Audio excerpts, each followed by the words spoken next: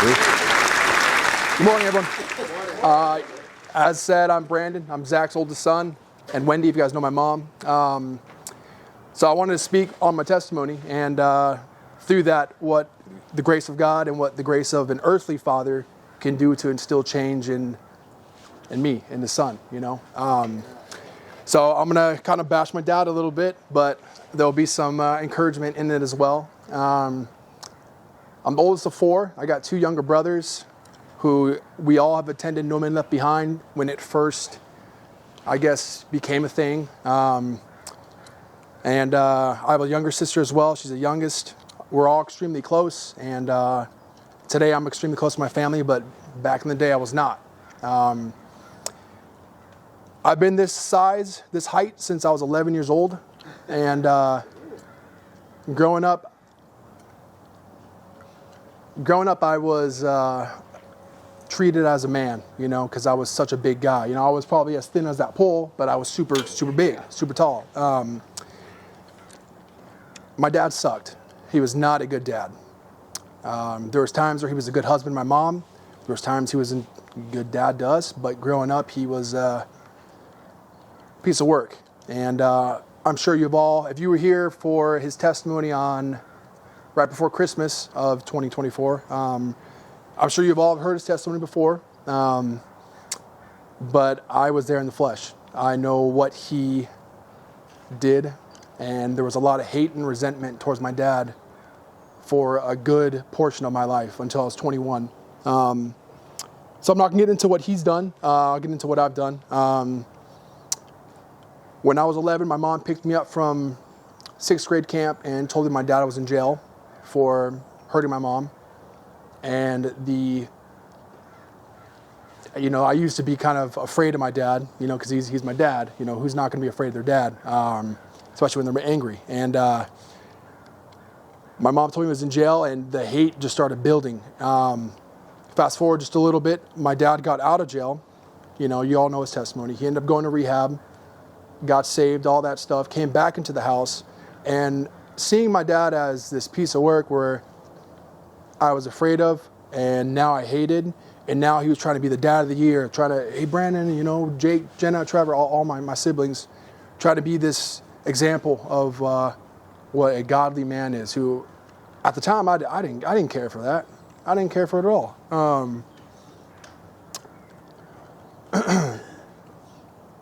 It was rough. It was hard, you know, going from having not a dad trying to be in your life to now you have a father trying to do everything with you.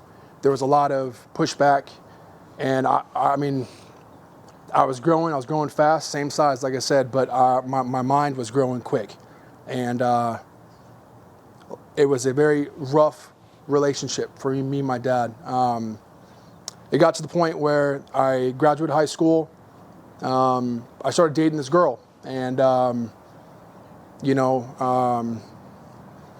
I wasn't a man that really cared about God or doing the right thing, so I was doing all the wrong things with this girl. And we dated for a good while, and when my parents met her parents, my girlfriend's father did not like who my dad, because you guys know my dad. He's, hey, let me tell you about my testimony. Here's what God's done for me. Here's what he's doing for me now. Here's who I used to be, you know. He does the whole tattoo, you know, Macarena thing.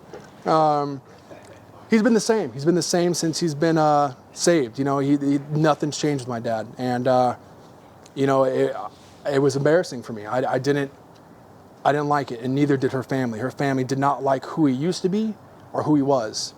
So they convinced her to break up with me because they told her that every kid becomes just like their dad. And that was more of a reason for me to hate my dad, because I was like, I'm nothing like him. I'll never be nothing like my dad. Who he is, who he was, never. It will never be me. So that set me on a spiral. That was at 19 years old. I started partying a lot, and I started sleeping around with women. And that was like my, I guess, addiction. My hurt, my habit was just being out there in the scene and not coming home. I still lived with my parents, but I wouldn't come home for days on end. My parents would call me, my dad would try to invest into me, and I just pushed them back. Some of the rules I had for living in my parents' house, until I was 21, where every Thursday morning, No Men Left Behind. I used to sit in this back corner over here when we were at Broken Yoke Cafe, and I would be hungover.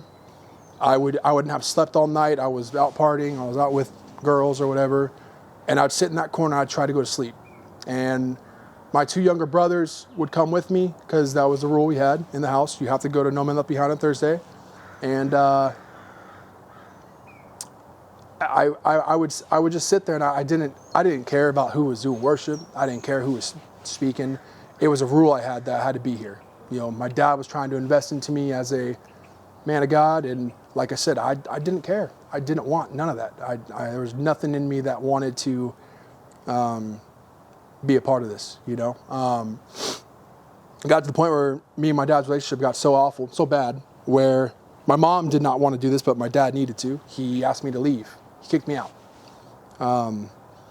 I ended up getting hired by my uncle, who was a pastor, Pastor Ray, if you guys know him, at his coffee shop down in San Marcos. And I got some roommates that are also going to church and doing all that. And because I had nowhere to go and my options were very limited, I said, okay, yeah, I'll do it. I'll go to church. I'll live with these guys.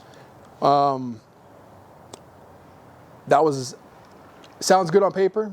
It was a terrible thing. Now I had no one looking after me. It was me. I was a man. I could do whatever I wanted. Shortly after me moving out, my truck, I had a truck. I never took care of it, and it broke down. So my parents co-signed for me to buy a brand new car, which is great. It was nice of them, you know. And here I'm thinking, oh man, I got a nice car. I live on my own. I can do whatever I want. I can go party. They're not going to be calling me, wondering, hey, why aren't you home? It's been 2 days. I can do whatever I want. So I did just that. I started partying, living my life, having fun. So what I thought was fun, living in sin. I ended up going out one night on a Friday night, and I wasn't a big guy on drugs, but I did dabble into a couple drugs here and there. And one of my friends convinced me to take this brand new drug called Xanax, which people use for focusing for ADHD or whatever it is. I don't know. It was really popular in 2016. Adderall. It was something like that. So I ended up taking that, and I'm drinking the whole time out at a hookah bar, and I'm just with all my friends, girls, and living that. 30 minutes later, I blacked out. I don't have any recollection of the night at all, and I got a DUI, and I don't even remember what happened. I was driving my car, my brand new car. I had it for about 2 weeks. Hadn't even made a single payment on the car. And I totaled the car. So I ended up going to jail. I'm in there. I'm sobered up. I fell asleep in the back of the cop car. I don't even remember even going to jail. I remember waking up in jail thinking, like, well, what the heck? I was scared. There was all these, like, you know, riffraff in there, and I'm me. I'm like, well, this isn't me. Excuse me. This isn't me. This isn't who I am. So I end up bailing myself out. I don't even tell my parents. I don't tell anybody. Meanwhile, it's probably 10 in the morning, and I work at 1:30 in the afternoon. So I'm like, I just need to get to my car. I get to my car, I'll be fine. So I end up asking them where my car is, the teller at the jail. And they gave me the address, and it was 11 miles away. So I'm like, oh, I can walk there. It's fine. So I start walking, thinking I'm going to get there in like an hour. No. The sun's going down, and I'm lost. I don't know where I'm at. I'm already late to my work. My phone's dead. I don't know what to do. And that evening, I was supposed to be meeting up with my grandparents, my entire family, and just, you know, having a family day type of thing for the night, for dinner or whatever. And I didn't know who to turn to. I didn't know who to call. I didn't know what to do. I was completely lost. The directions weren't clear, and I was like, I just need my car. And I went to the 7-Eleven that I found on the way there, and I called my dad, the guy I hated, the guy I wanted nothing to do with, thinking that he would meet me with anger and disappointment. You know, it's not an easy phone call. Dad, I wrecked my brand new car. I got a DUI. I don't know where I'm at. I need help. My dad was not angry at all. I think he just said okay, and he just came straight to where I was. So he picked me up, and I'm thinking like me and my dad are about to square up to each other, like it's going to be bad, like how it's been. But it wasn't. It was not bad. My dad ended up taking me home to his house in Temecula, and I lived down in Escondido, so I didn't even go to my house. My uncle had to fire me from the job I was at. I was a no-call, no-show, obviously. I couldn't tell anyone what happened. There's a lot of shame that came with that. But my parents took me back in, and the following morning, I think it was did Mom go with us to get my car, or was it just me and you? I didn't see it until we brought it home. So we ended up seeing my car, and it's a miracle that I was not hurt at all. My car was like a crushed can. Like if you stomp on a soda can, my car was destroyed. No payments on it. I had just gotten it, and it was completely ruined. Thinking, oh, it's okay. Like I'll figure it out. I'll get another job. It'll be fine. Not even thinking about God at this point. My mom trying to talk to me about God. My dad trying to talk to me about God. My car gets towed to my parents' house, and it's sitting right outside their house. And if you've been to my parents' house, it's any car on the street. It's like putting a big bow on it. Everyone can see it. It's not like you can hide that. So all the neighbors saw that this car was just totaled, sitting in front of my parents' house. There was a lot of I would sit in my parents' upstairs room, their loft, and I would look outside the window at my car, and my mom would tell me, I don't know how you're alive. Like it's crazy. It's God. The only reason why you're alive is because of God. And once again, not wanting to hear that. That's not what I wanted to hear. I didn't. Not now. I know I needed to hear it, but that's not something I wanted to hear. That night, I ended up talking to my mom, and I decided to give God a shot, give him a swing, seeing what he has done for my mom, my dad, my entire family, the ripple effect that my dad talks about in his testimony. Try to give it a shot. I got on fire for God very quickly. I spoke here in 2016 after my DUI. That was 9 years ago. And a lot's happened since then. I ended up going to Uganda, and I saw a lot of eye-opening things. I saw demonic possession in someone. I saw how easy it was to share, your testimony and God's word with someone, how willing they were to accept it. They have nothing out there. They don't. All the women, they don't even wear. They don't wear anything. They're exposed. And they're so accepting of God and God's word. It was rewarding. It was it made me feel good, because it was like I could talk about God and they'd be like, I want that too. It was great. Coming back to California, it's not that easy to share God. You share God with people, and they just like how I was. Oh, I don't need that. I don't need to hear that. Yeah. And that became very discouraging to me very quickly. My on fire for God fizzled out faster than it ignited. I still lived with my parents at that point. I ended up moving back in with them. They took me back in, and there were still rules to follow. Church, obviously, don't be sleeping in your bed past 11 o'clock. No cereal past noon. The rules have always been in place. Not knowing what I was going to do with my life, like I said, it fizzled out quickly. I still went to God, I still went to church. I did all that, but when it came to putting God first in my life, it was not in my top 5, not in my top 10, not even in my top 15. It was me. Me. What can I do to make myself feel better? What can I do to enjoy myself? I ended up meeting this girl, Ariana, who is my wife, 5 years today. And she comes from a Catholic background. I also joined the military, served in the military for 5 years. I just got out, Navy. And knowing I've always known that in a marriage you need God at the center. And me and my wife have always said, yeah, we need to put God first. We've never done it. Throughout my entire time in the military, I went on 9 deployments. A lot of time away from her. We ended up having a kid together. I have a son, James. He's 2 years old. He's probably like this tall. He's massive, just like his dad. But we never put God first, ever. There's those times where bad things happen. And I'm like, God, if you fix this, I swear I'll never do this, you know.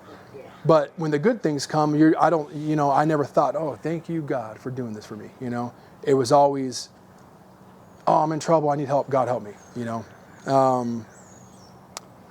Coming from the military background, there is a lot of sin in the military. I was in the Navy, I was on a boat. It was a co-ed boat, so there's women and men. 9 deployments, I've been to over 25 countries. And the first thing sailors think of is, let's go to the bar, let's go to the strip club, let's do this, let's do that. And being a married man, I was a part of it, but I was never indulged in it. And what I mean by that is,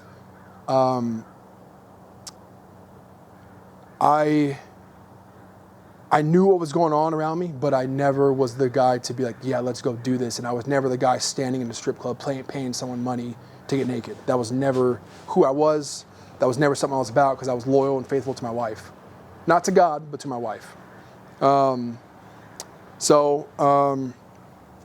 lot of sin comes with the military. I'd be in my berthing where I lived, and there'd be about 30 guys down on the couches in the common room, and they'd be playing porn on the TV, and you'd be walking to the bathroom, and it was nonstop. It was every day.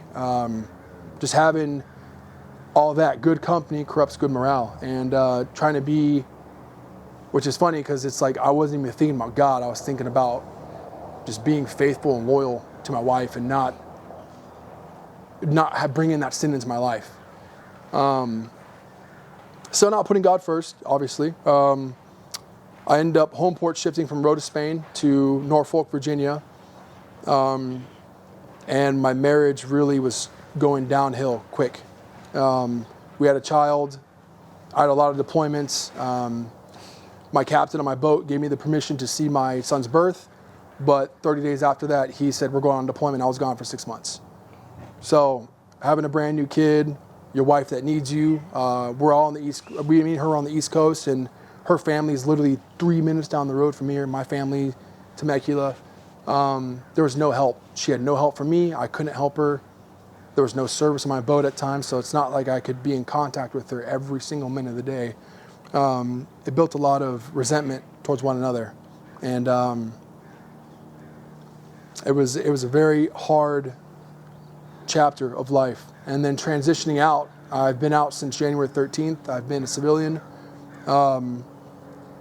The only thing that can fix my life, my marriage, is God. And I have seen firsthand from my father, and like I said, I don't want to get into his testimony, but the grace of God that my father received from God is insane. You know, if any marriage should have failed, it should have been my dad and my mom, you know, and they overcame it because they both put God first.